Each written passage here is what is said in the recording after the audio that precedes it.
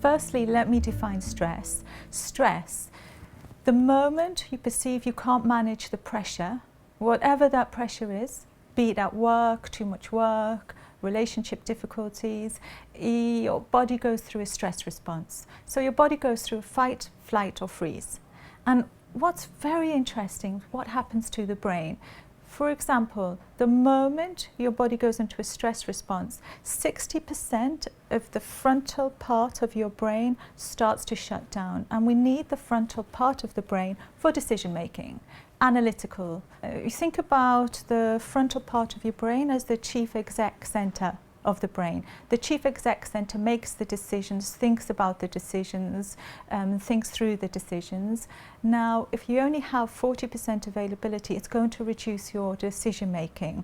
So without a shadow of doubt, the moment you become stressed is the moment your decision making abilities go out the window by about 60%. So you're going to be making decisions which are irrational.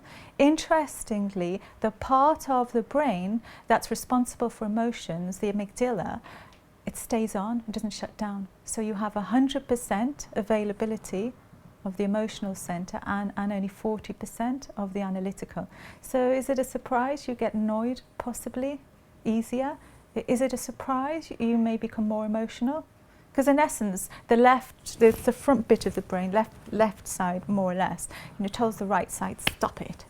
But you don't have that availability. So it reduces your resilience. When your resilience decreases, your stress increases. When your stress increases, your resilience decreases. So within that circle, there has to be a point where you stop that.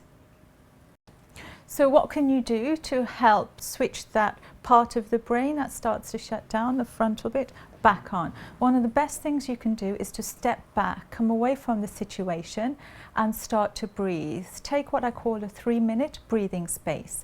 So step back, move away, breathe in through your nose and then out through your mouth. So it's literally like this. The moment you do that, you start to change the stress response. You start to switch on that part of the brain, suddenly starts to go like this.